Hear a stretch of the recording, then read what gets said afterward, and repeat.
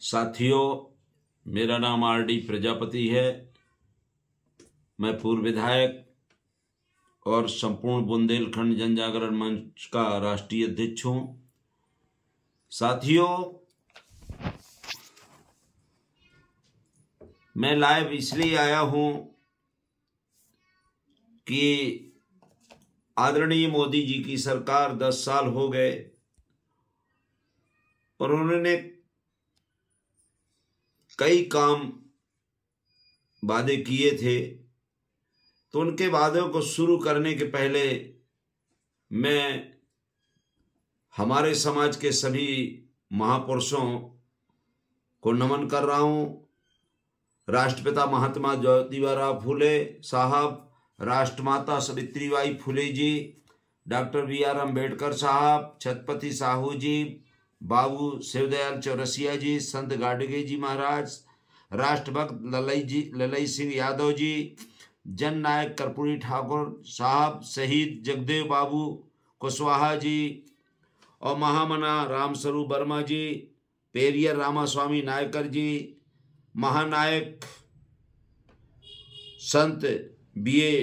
प्रजापति साहब, महान संत नारायण गुरु जी, मानवर कांसीराम साहब, मानवर दीना भाना जी और 1857 की क्रांति के जनक माता दीन भंगी जी, मंडल आयोग के अध्यक्ष माननीय B.P. मंडल साहब, पूर्व मुख्यमंत्री बिहार वीरांगना फातिमा शेख जी, वीरांगना अवंतीबाई लोधी जी, वीरांगना झलकारी बाई कोरन जी, राजमाता अहिल्या होलकर जी, वीरांगना फूलन देवी जी, धरती पुत्र माननीय मुलायम सिंह यादव जी, मंडल मसीहा शरद यादव जी, जननायक सुखलाल कुशवाहा जी और डॉक्टर राम मनोहर लोहिया जी, इन सभी के चरणों में मैं नमन करता हूं। चूँकि इन महापुरुषों का नाम इसलिए पहले लेता हूं कि हमारे समाज को 85% आदमियों को इन लोगों ने ही मार्गदर्शन दिया है, इसलिए यही हमारे पहले भगवान हैं।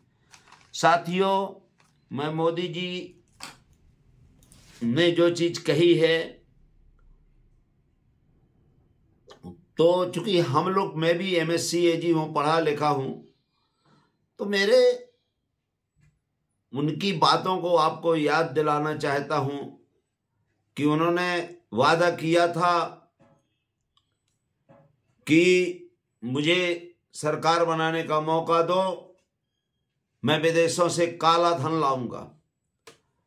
और काला धन क्यों? जो 67 वर्ष से कांग्रेस ने शासन किया है, वहां बहुत बड़ी पूंजी जमा हो गई है, उन्होंने ये इल्जाम लगाया था। तो वहां के अरबों खरबों रुपए मैं काले धन के रूप में लाऊंगा और प्रत्येक गरीब को 15-15 लाख उनके खाते में जाएंगे। तो मेरी समझ से तो आज तक कोई काला धन का पैसा ना तो आया है और ना खाते में गए हैं। उल्टे 95%, मतलब 99% से ज्यादा बैंकों में जो अपने देश का पैसा रहा नकदी जमा हुआ, और उसको जरूर माननीय मोदी जी के प्रिय मित्रों ने काले धन को सफेद में करके गरीबों की गाढ़ी कमाई को जरूर लूटा है। दूसरा, उन्होंने कहा था कि हवाई चप्पल वालों को हम हवाई जहाज में घुमाएंगे, 22 तक सभी के मकान, सभी गरीबों के मकान, जितने भी कच्चे मकान है पक्के कर देंगे और 100 स्मार्ट सिटी बनाएंगे, किसानों की आय दुगनी करेंगे। लेकिन किसानों की आय तो दुगनी नहीं हुई। जो किसानों ने अपनी मांगों के लिए आंदोलन किया, उनको क्या क्या नहीं कहा गया, विदेशी कहा गया, राष्ट्रद्रोही कहा गया और आपको आतंकवादी कहा गया। और उन्होंने जो आंदोलन किया उसमें लगभग 750 हमारे किसान शहीद हुए।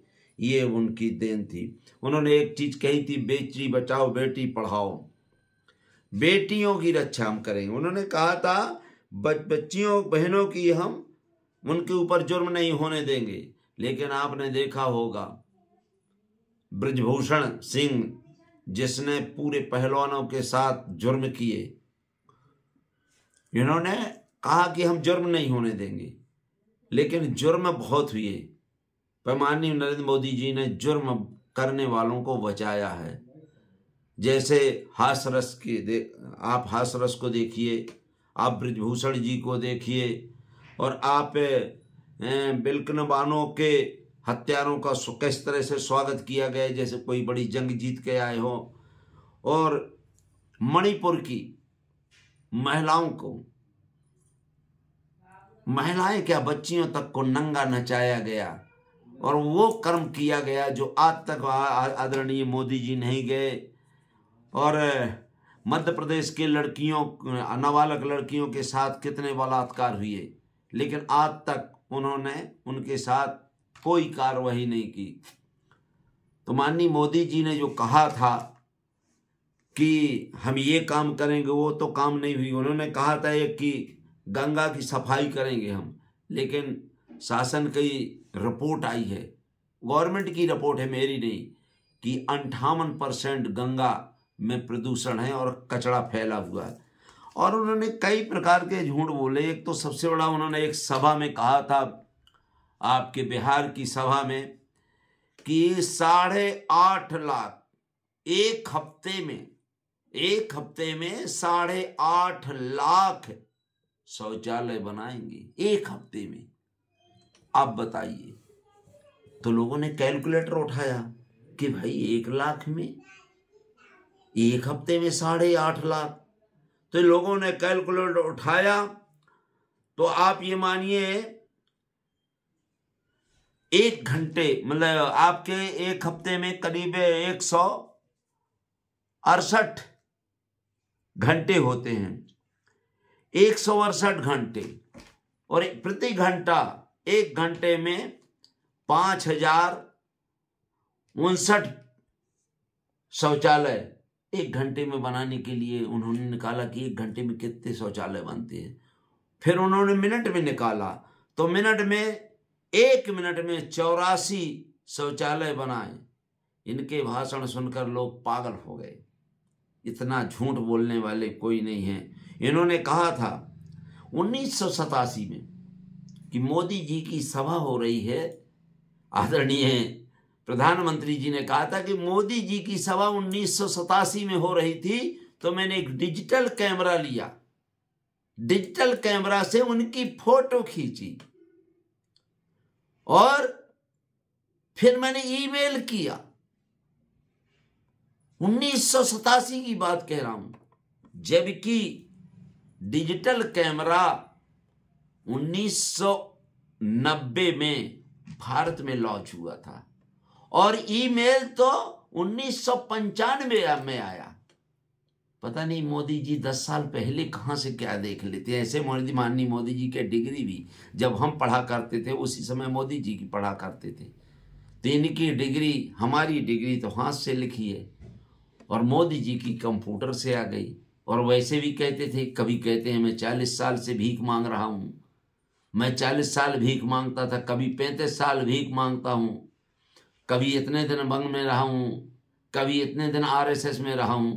तो आप जी मानिए, मेरा आप लोगों से सभी से हाथ जोड़ के निवेदन है, आदरणीय मोदी जी के झांसे में ना आए। अगर ये OBC की बताकर इन्होंने देश में सत्ता हासिल की और आज तक माननीय मोदी जी OBC की गिनती नहीं करा सके, आज तक OBC का आरक्षण नहीं दिला सके, आज तक OBC के महिलाओं के लिए जो इन्होंने आरक्षण रखा गया तो OBC का कोटा नहीं बता सके, SC/ST का कोटा नहीं बता सके। इसलिए माननीय मोदी जी स्वयं नहीं चलते हैं। माननीय मोदी जी एक बड़ी भारी टीवी है और रिमोट कंट्रोल आदरणीय मोहन भागवत जी हैं। तो जो सीरियल देखेंगे और वो सीरियल वही देखेंगे, पाखंडवाद, झूठ बोलना, पाखंड बनाना, अंधविश्वास फैलाना, हमारे बच्चों को कांवड़ ढुवाना, हमारे बच्चों को अंधविश्वास में फैला करके उनको मतलब अपने माया जाल में फंसाना और अपने लड़के को ITI engineering college, medical college, IAS IPS और विदेशों में इनके बच्चे बहते हैं या नंबर में नहीं फंसते हैं। इसलिए मेरा निवेदन है कि 2024 में आप लोग मोदी की झांसे में ना आए और आप लोगों से हाथ जोड़ के निवेदन है कि SC ST OBC माइनॉरिटीज की सरकार बनाए और तभी आपका भला होगा।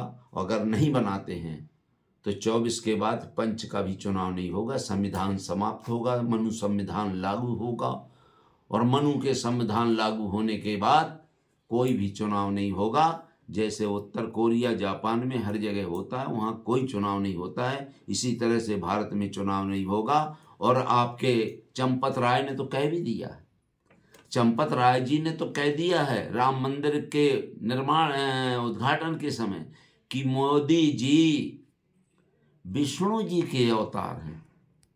अब मोदी जी को विष्णु जी का अवतार कह रहे हैं तो फिर विष्णु का अवतार है तो फिर चुनाव का सवाल ही नहीं होगा, राम राज आ जाएगा। और जिस तरह से हमारी माँ बहनों की पहले इज्जत आबरू लूटी जाती थी उसी तरह से लूटेगी।